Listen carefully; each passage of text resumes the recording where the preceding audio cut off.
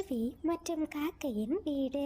ஒரு அழகான காட்டுல அடர்ந்த மரங்களோட நடுவுல ஒரு குருவியோட வீடு ஒண்ணு இருந்துச்சு. அந்த வீட்டுக்குள்ள மீனுக்குருவி தன்னோட குழந்தைங்க கூட சந்தோஷமா வாழ்ந்து வந்துச்சு. மீனுக்குருவி ரொம்பவும் புத்திசாலி. அது தினமும் காட்டுல பல்வேறு இடங்களுக்கு பறந்து போய் தான் குழந்தைங்களுக்காக உணவு எடுத்துட்டு வரும். மீனுவோட பக்கத்து வீட்டுல ஒரு காகங்களோட வீடு இருந்துச்சு. காகங்கள் ரொம்ப சோம்பேறி. அவங்க தன்னோட வீட்டை சரியா பராமரிக்காததுனால காகங்களோட வீடு ரொம்ப மோசமான நிலையில உடைஞ்சு போயிருந்துச்சு. ஒரு நாள் ராணிக்காகம் ரொம்பவும் கவலையோட தன்னோட வீட்டுக்கு பறந்து வந்துச்சு. காலு, இன்னைக்கு எங்க அம்மாவோட காட்டுக்கு போயிருந்தேன். அவங்க நம்மளோட வீட்டை பாக்குறதுக்கு இங்க வரேன்னு சொல்றாங்க. ஐயோ ராணி, நம்ம வீட்டை பார்த்தா உங்க அம்மா நம்மள ரொம்ப மோசமா நினைப்பாங்களே. நான் வர வேண்டான்னு எவ்வளவோ சொல்லி பார்த்தேன் காலு, அவங்க கேட்கவே இல்ல. நாம இப்ப என்ன செய்ய போறோம்? காலு, என்கிட்ட ஒரு யோசனை இருக்கு. ஒரு நாள் மட்டும் அந்த மீனுக்குருவியோட வீட்டுக்குள்ள போய் உட்காந்துக்கலாமா? என்ன ராணி சொல்ற? அதுக்கு அந்த குருவி சம்மதிக்குமா? நான் எதுக்கும் அந்த குருவி கிட்ட போய் கேட்டுட்டு வரேன் அப்படின்னு சொன்ன ராணிக்காகம் மீனுக்குருவியோட வீட்டுக்கு பறந்து போச்சு. மீனு, எனக்கு தயவு செஞ்சு உதவி பண்ணு. எங்க அம்மா நம்ம காட்டுக்கு வர போறாங்க. இன்னைக்கு ஒரு நாள் மட்டும் நானும் காலுவும் உன் வீட்டுல இருந்துக்கலாமா? எங்க அம்மா கிட்ட உன் வீட எங்க வீடுன்னு சொல்றோம். நீயும் குழந்தைங்களும் இன்னைக்கு ஒரு ராத்திரி மட்டும் எங்க வீட்டுல போய் உட்காந்துக்கிறீங்களா? என்ன ராணி அக்கா சொல்றீங்க? உங்க வீடு ரொம்ப மோசமா உடைஞ்சு போயிருக்கு. அது எப்ப வேணும்னாலும் விழலாம். எனக்கு 2 சின்ன குழந்தைங்க இருக்காங்க. நான் அவங்கள ஆபத்துல விட முடியாது. மீனு, தயவு செஞ்சு எனக்கு உதவி பண்ணு. நீ மட்டும் முடியாதுன்னு சொல்லிடாத. அதுக்கப்புறமா என் அம்மா என்கிட்ட பேசவே மாட்டாங்க. எங்க அம்மாவோட உதவி இல்லைன்னா நானும் காலுவும் ரொம்ப கஷ்டப்படுவோம். மீனு, தயவு செஞ்சு உதவி பண்ணு. ராணிக்காகம் அழுததை பார்த்ததுமே மீனுக்குருவிக்கு ராணிக்காகத்தின் மேல இரக்கம் வந்துச்சு. சரி ராணி அக்கா, நீங்க அழாதீங்க. இன்னைக்கு ஒரு ராத்திரி மட்டும்தான். நாளைக்கு காலையில என் குழந்தைய கூட்டிக்கிட்டு நான் மறுபடியும் என் வீட்டுக்கு வந்துடுவேன். சரி மீனு, நாளைக்கு காலையில எங்க அம்மா எங்க காட்டுக்கு கிளம்பிடுவாங்க. நானும் காலுவும் எங்க வீட்டுக்கு போயிடுறோம். உடனே மீனுக்குருவியும் தன்னோட குழந்தைங்களை கூட்டிக்கிட்டு காகத்தோட வீட்டுக்கு பறந்து போச்சு. மீனு, நீ எங்களுக்கு ரொம்ப பெரிய உதவி பண்ணிருக்க. உன்ன மாதிரி ஒரு நல்ல குருவியை இந்த காட்டுல பார்க்கவே முடியாது. காலு அண்ணா, எனக்கு இந்த வீட்டை பார்த்தாலே ரொம்ப பயமா இருக்கு. ஏன் உங்க வீடை இவ்ளோ மோசமான நிலையில வச்சிருக்கீங்க? அதுவும் மீனு, நான் நாளைக்கே என் வீட்டை சரி செய்யற வேலையை தொடங்கிடுறேன் அப்படின்னு சொல்லிட்டு காலைக்காகமும் ராணிக்காகமும் மீன்குருவியோட வீட்டுக்கு பறந்து போனாங்க. அடடா, வீடுன்னா இப்படிதான் இருக்கணும். பாத்தியா ராணி, அந்த குருவி இந்த வீட்டை எவ்வளவு சுத்தமா வச்சிருக்கேன்னு. முதல்ல வீட்ல எந்த ஓட்டைகளும் இல்லாம அதை பராமரிக்கணும். நீங்க தான் அந்த வேலைய செய்யறதே இல்லையே. சரி, அதை விடு ராணி. ஆமா, உங்க அம்மாவுக்கு நம்ம வீட்டுக்கு வர்றதுக்கு வழி தெரியுமா? அந்த அத்திமரத்தோட கிளையில எங்க அம்மாவை வர சொல்லிருக்கேன். அங்க இருந்துதான் அவங்கள இங்க கூட்டிட்டு வரணும் அப்படின்னு சொல்லிக்கிட்டு ராணிக்காகவும் தான் அம்மாவை கூப்பிடுறதுக்காக அத்தி மரத்தை நோக்கி பறந்து போச்சு. கொஞ்ச நேரத்திலேயே ராணிக்காகத்தோட அம்மாவும் தான் மகளை பாக்குறதுக்காக கூடை நிறைய பழங்களை எடுத்துட்டு வந்தாங்க. என்னாச்சுமா? நான் ரொம்ப நேரமா இங்கேயே காத்துக்கிட்டு இருக்கேன். ஏன் இவ்ளோ நேரம்? மகளே ராணி, உனக்கும் மருமகனுக்கும் இந்த பழங்களை எல்லாம் எடுத்துட்டு வர்றதுக்கு நேரம் ஆகிடுச்சு. சரிம்மா, வாங்க எங்க வீட்டுல வந்து ஓய்வெடுங்க அப்படின்னு சொல்லிக்கிட்டு ராணிக்காகவும் தான் அம்மாவை கூட்டிக்கிட்டு தன்னோட வீட்டை நோக்கி பறந்து போச்சு. மருமகனே, உங்க வீடு ரொம்ப அற்புதமா இருக்கு. நான் ரொம்பவும் சுறுசுறுப்பா நிறைய காடுகளுக்கு போய் உறுதியான மரக்கட்டைகளை எடுத்துட்டு வந்து இந்த வீட்டை கட்டியிருக்கேன். அம்மா, அதெல்லாம் இருக்கட்டும். அம்மா, நம்ம காட்டுல இப்ப மழை எல்லாம் எப்படி இருக்கு? ராணி, நம்ம காடு இப்போ ரொம்ப செழிப்பா இருக்குமா. இந்த பழங்கள் எல்லாம் நம்ம காட்டுல இருந்து தான் நான் பறிச்சுட்டு வந்தேன் அப்படின்னு அந்த காக்கை குடும்பங்கள் மீனுவோட வீட்டுல உட்காந்து ரொம்ப சந்தோஷமா பேசிக்கிட்டு இருந்தாங்க. அம்மா, நாம ஏமா இந்த வீட்டுக்கு வந்திருக்கோம்? எனக்கு இந்த வீடு சுத்தமா பிடிக்கலம்மா. ஆமாம்மா, இந்த வீட்ல இருந்து ஏதோ நாத்தம் வருது. என்னால இங்க இருக்கவே முடியல. பசங்களா, இன்னைக்கு ஒரு நாள் ராத்திரி மட்டும் நாம இந்த வீட்ல தங்கிக்கலாம். நான் இந்த வீட சுத்தம் பண்றேன். உங்களுக்கு நாத்தம் எதுவும் வராதுன்னு அப்படின்னு சொல்லிக்கிட்டு மீனுக்குருவி காகங்களோட வீட்டை சுத்தம் செய்ய ஆரம்பிச்சது. அப்படியே ராத்திரி நேரம் வந்துச்சு. ஆனா காட்டுல கருமேகங்கள் சூழ்ந்து ஜோரா மழை பெய்ய ஆரம்பிச்சிடுச்சு. ராணிக்காகத்தோட அம்மா வெது வெதப்பான போர்வைய போட்டுக்கிட்டு ரொம்ப நிம்மதியா தூங்கிக்கிட்டு இருந்தாங்க. ராணி, மழைய பாக்குறதுக்கு எவ்வளவு அழகா இருக்குல்ல. இந்த குருவியோட வீடு எவ்வளவு வெது வெதுப்பா இருக்கு. ஒரு துளி தண்ணீர் கூட வீட்டுக்குள்ள வரல, பாத்தியா? ஆமா காலு, இந்த குருவி ரொம்ப புத்திசாலிதான். வீட எவ்வளவு அற்புதமா கட்டியிருக்கு. எனக்கு இந்த வீட்டை விட்டு போகிறதுக்கு மனசே இல்ல. அதே நேரத்துல அந்த கொற்ற மலையில காகங்களோட வீட்டுல நிறைய இடங்கள்ல ஒழுக ஆரம்பிச்சது. இந்த வீடு இப்படி ஒழுகிக்கிட்டு இருக்கே, இந்த ஒரு நாள் இரவு மட்டும் எப்படியாச்சும் கடந்து போயிடணும் அப்படின்னு சொல்லிக்கிட்டு அப்பாவி மீனுக்குருவி தான் குழந்தைங்க நினையாதபடி அந்த ராத்திரி முழுவதும் கொடைய பிடிச்சுக்கிட்டே இருந்துச்சு. அப்படியே மறுநாள் பொழுது விடிஞ்சது. காட்டுல ஒரு வழியா மழையும் நின்னுச்சு. மகளே ராணி, உன்னையும் மருமகனையும் நினைச்சா எனக்கு ரொம்ப பெருமையா இருக்கு.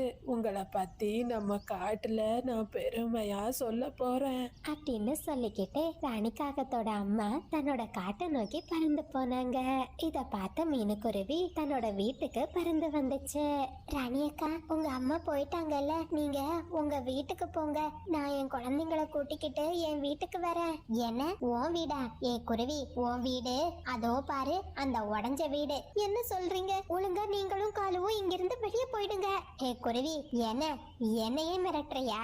ஒழுங்கா இங்க இருந்து போயிடு. காலுவை கூட்டிட்டு வந்து உன்னையும் உன் குழந்தையும் உண்டு இல்லைன்னு ஆக்கிடுவோம். நீங்க செய்யறது அநியாயம். இதுக்கு நீங்க பதில் சொல்லியே ஆகணும் அப்படின்னு சொல்லிக்கிட்டு மீனுக்குருவி அங்கிருந்து பறந்து போச்சு. தன்னோட நண்பன் புறா கிட்ட மீனுக்குருவி நடந்த விஷயத்த சொல்லி உதவி கேட்டுச்சு. மீனு, நீ கவலைப்படாத, நான் அந்த காகங்கள் கிட்ட உனக்காக வந்து பேசுறேன் அப்படின்னு சொன்ன புறா மீனுக்குருவி கூட அதனோட வீட்டுக்கு பறந்து போச்சு. நீங்க செய்யறது ரொம்ப தப்பு. ஒழுங்கா மீனு கிட்ட அதனோட வீட்டை கொடுத்துடுங்க. ஹே புறா, யாரு சொன்னாலும் நாங்க கேட்க மாட்டோம். இது எங்களுக்கு சொந்தமான வீடு. ஒழுங்கா இங்க இருந்து 2 பேரும் வெளியே போங்க. நீ மட்டும் இல்ல, உன்ன மாதிரி இந்த குருவிக்கு சப்போர்ட் பண்ணி யாரு வந்தாலும் அவங்களுக்கு இதுதான் நிலைமை அப்படின்னு சொன்ன காலுக்காக வேகமா புறா கிட்ட போய் தான் மறைச்சு வச்சிருந்த கட்டையை எடுத்து புறாவோட தலையில வேகமா அடிச்சது. புறான்னு என்ன மன்னிச்சிடுங்க. இந்த காகங்கள் இவ்வளவு கொடூரமா நடந்துப்பாங்கன்னு எனக்கு தெரியாது. வாங்க நம்ம இங்க இருந்து போயிடலாம். அம்மா, நாம ஏமா இங்கே உட்கார்ந்துகிட்டு இருக்கோம்? நம்மளோட வீட்டுக்கு போலாமா? எனக்கு இந்த வீடு பிடிக்கவே இல்லம்மா. பசங்களா, கவலைப்படாதீங்க, நம்ம வீட்டை நான் எந்த சூழ்நிலையிலையும் இழந்துட மாட்டேன் அப்படின்னு சொல்லிக்கிட்டு மீனுக்குருவி தான் வீட்டுல இருந்து வெளியே பறந்து போச்சு. தேனி ராணி, எனக்கு உதவி செய்வீங்களா? ஒரு காகம் என்னை ஏமாத்தி என் வீட்டை அபகரிச்சிட்டு, அந்த காகத்துக்கிட்ட இருந்து என் வீட்டை எனக்கு மீட்டு கொடுப்பீங்களா? கவலைப்படாத, நான் என்னைக்குமே நியாயத்தோட பக்கத்துல தான் நிப்பேன். உன் வீடு உனக்கு தான். வீரர்களே வாங்க, நமக்கு ஒரு முக்கியமான வேலை வந்திருக்கு அப்படின்னு சொன்ன ராணி தேனி தன்னோட வீரர்களை கூட்டிக்கிட்டு மீனுக்குருவியோட வீட்டை நோக்கி பறந்து போச்சு. எல்லா தேனிகளும் ஒண்ணு சேர்ந்து காகங்களை ரொம்ப கடுமையா தாக்குனாங்க. ஏ காகங்களா, ஒழுங்கா உங்க வீட்டுக்கு போயிடுங்க. நீங்க செஞ்ச தப்புக்கு 2 பேரும் இந்த குருவி கிட்ட மன்னிப்பு கேட்டாகணும்.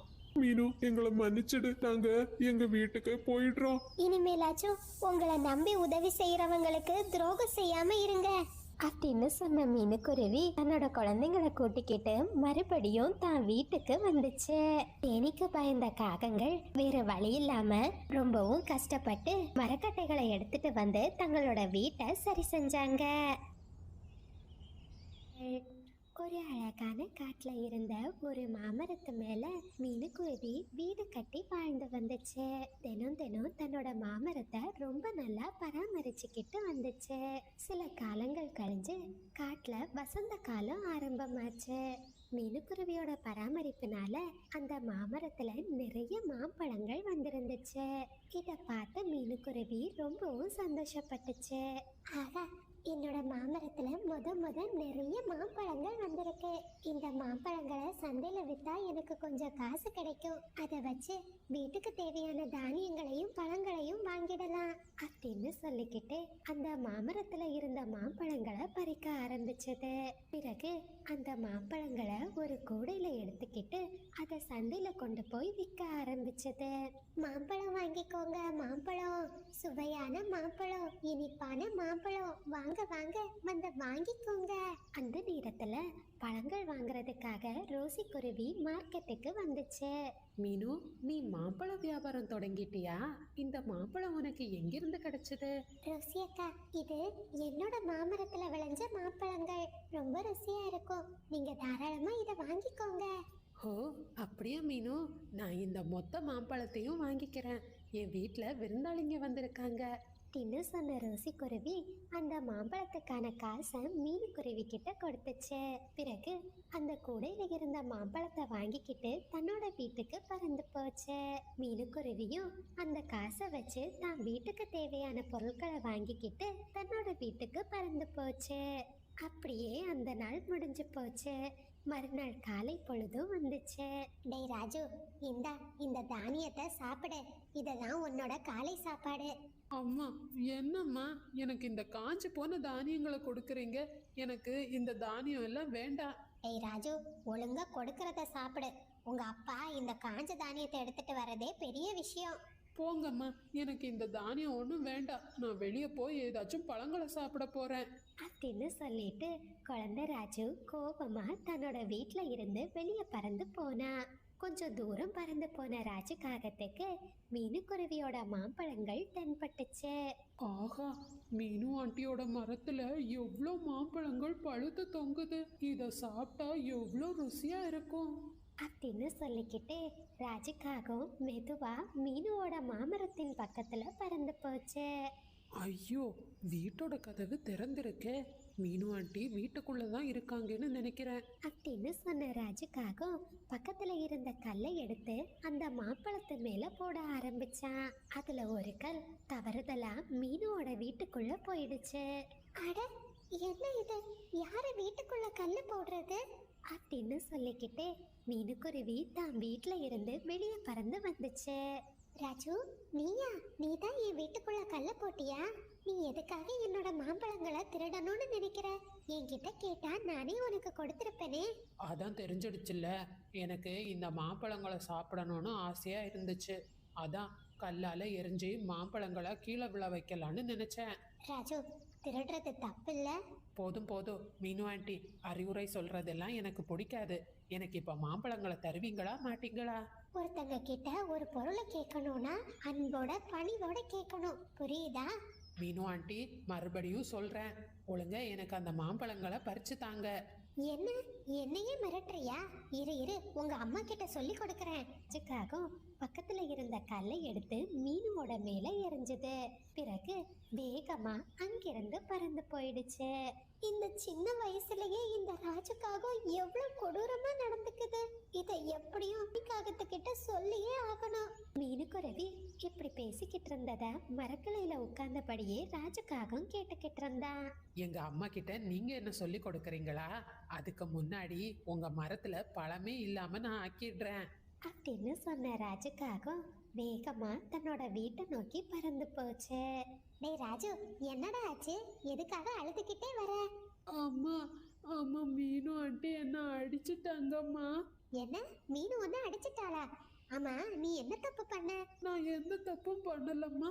மீனு ஆண்டியோட வீட்டுக்கு போய் எனக்கு பசிக்குது, ரெண்டு மாம்பழம் கொடுங்கன்னு கேட்டேன். ஆனா உனக்கு மாம்பழம் எல்லாம் தர முடியாது போன்னு சொல்லி என் கன்னத்திலேயே 2 அடி அடிச்சிட்டாங்கம்மா. அப்படின்னு ராஜுக்காகவும் தான் அம்மா கிட்ட போய் சொல்லிக்கிட்டு இருந்த நேரம் காலுக்காகவும் தான் வீட்டுக்கு வந்துச்சு. ராணி, என்ன ஆச்சு? இதுக்காக ராஜு அழுதுகிட்டு இருக்கான்? அந்த மீனுவுக்கு வர வர திமிரு அதிகமாகிடுச்சு.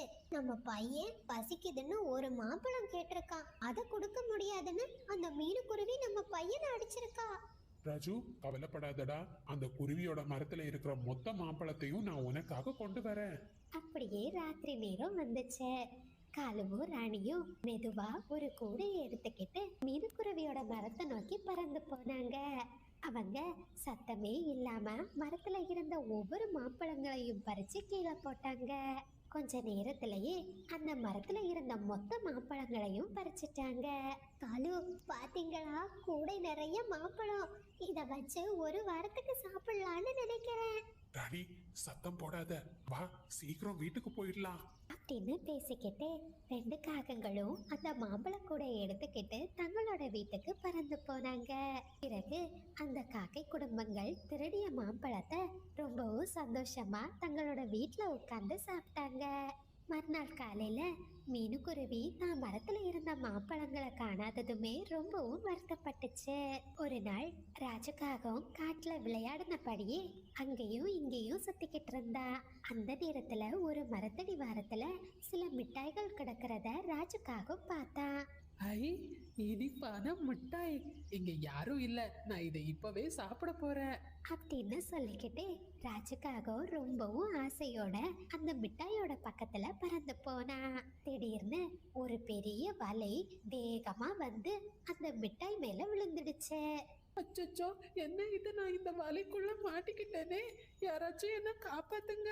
அம்மா, அப்பா, என்ன காப்பாத்துங்க. ராஜுவோட சத்தத்தை கேட்டதுமே ஒரு வயசான கழுகு அந்த இடத்துக்கு பறந்து வந்துச்சு. ஆகா, ஒரு இளம் காக்கை குஞ்சு. இதனோட இறைச்சி ரொம்ப ருசியா இருக்கும். இந்த வயசான காலத்துல பறவைகளை பிடிச்சு சாப்பிடுறதுக்கு நான் எவ்வளோ கஷ்டப்பட வேண்டியது இருக்கு. ஐயோ கழுகு, என்ன தயவு செஞ்சு சாப்பிட்றாத. எங்க அம்மா அப்பா கிட்ட நான் போகணும், என்னை விட்டுடு. உன்னை விடுறதுக்கா நான் இவ்வளோ கஷ்டப்பட்டு பிடிச்சேன். உன்னை நான் சூப்பு செஞ்சு சாப்பிடுவேன். ராணி, என்னாச்சு? ரொம்ப நேரமா யாரையோ தேடிக்கிட்டு இருக்க? நான் வேற யாரை தேட போறேன்? நம்ம பையன் ராஜு தான். அவன் மத்தியான நேரம் சாப்பிடுறதுக்கு சரியா வீட்டுக்கு வந்துடுவான். ஆனா இவ்ளோ நேரம் ஆகியும் இன்னைக்கு வீட்டுக்கு வரலையே. விடு ராணி, எங்கேயாச்சும் விளையாடிக்கிட்டு இருப்பான், சீக்கிரம் வந்துடுவான். இல்ல காலு, வாங்க ராஜுவை எங்க இருக்கான்னு பார்த்துட்டு வந்துடலாம் அப்படின்னு பேசிக்கிட்டு காலுவும் ராணியும் தான் பையனை தேடி பறந்து போனாங்க. அந்த நேரத்துல மீனுக்குருவி தனக்கான உணவுகளை எடுத்துக்கிட்டு அந்த பக்கமா பறந்து போச்சு. ஐயோ, அந்த மோசமான கழுகு குழந்தை ராஜுவை பிடிச்சிடுச்சு. எப்படியாச்சும் அந்த கழுகு கிட்ட இருந்து ராஜுவை காப்பாத்தணும் அப்படின்னு சொல்லிக்கிட்டு மீனுக்குருவி சத்தமே இல்லாம மெதுவா கழுகோட பின்னாடி வந்து ஒரு கம்பால கழுகோட தலைய ஓங்கி அடிச்சது. அதுல அந்த கழுகு அந்த இடத்துலயே மயங்கி விழுந்துடுச்சு. ராஜு, உன்னை உங்க அம்மா அப்பா தேடிக்கிட்டு இருப்பாங்க, சீக்கிரம் வீட்டுக்கு போ. அந்த நேரத்துல ரெண்டு காகங்களும் அந்த இடத்துக்கு வந்தாங்க. ஹே மீனு, என் பையனை இன்னைக்கும் நீ அடிச்சியா? எதுக்காக என் பையன் அழுதுகிட்டு இருக்கான்? இல்லம்மா, மீனு ஆண்டி என்ன அடிக்கல. அன்னைக்கும் நிஜமா மீனு ஆண்டி என்ன அடிக்கலம்மா. நான் தான் உங்ககிட்ட பொய் சொல்லிட்டேன். இன்னைக்கு அந்த கழுகு கிட்ட இருந்து என்ன மீனு ஆண்டி தான் காப்பாத்துனாங்க. மீனு, உனக்கு ரொம்ப நன்றி மீனு. எங்களோட சந்தோஷமே ராஜு மட்டும்தான். உன்னை பழி வாங்குறதா நினைச்சு உன் மரத்துல இருந்த மாம்பழங்களை திருடினது நாங்க தான். தயவு செஞ்சு என்ன மன்னிச்சிடு. இனிமேலாச்சும் உங்க பையனுக்கு மற்றவங்களை மரியாதையோட பேசுறது எப்படின்னு சொல்லி கொடுங்க. ராஜு திருந்தி நல்லவனா மாறினா அதுவே எனக்கு பெரிய சந்தோஷம்தான் அப்படின்னு சொல்லிட்டு மீனுக்குருவி அங்கிருந்து பறந்து போச்சு. தன்னோட தப்ப உணர்ந்த காகங்கள் அவங்க திருடின மாம்பழத்தை மறுபடியும் மீனுக்குருவி கிட்டேயே ஒப்படைச்சிட்டாங்க. நண்பர்களே, இது சப்ஸ்கிரைபர் விருப்பத்திற்கான நேரம். அஃப்ரா முகமது, ஹாஸ்னா, ஹிசாம் எல்லா குட்டீஸ்க்கும் ஒரு பெரிய ஹாய். பவிஷா, தியாஷ், அஸ்வின், சர்வேஸ் எல்லா குட்டீஸ்க்கும் ஒரு பெரிய ஹாய். வினோதிகா, பாரதி, கார்த்திக் எல்லா குட்டீஸ்க்கும் ஒரு பெரிய ஹாய். ஹாய் சுதந்திரா, ஹாய் வெற்றிவேந்தன், அபிநந்தன், அகில் நிவேஷ் எல்லா குட்டீஸ்க்கும் ஒரு பெரிய ஹாய். மனோ, உங்களுக்கு இனிய பிறந்த நாள் நல்வாழ்த்துக்கள். Hi Navitha, hi Sri Varshitha. நீங்கள் அனைவரும் அளித்து வரும் அன்புக்கும் ஆதரவுக்கும் மிக்க நன்றி.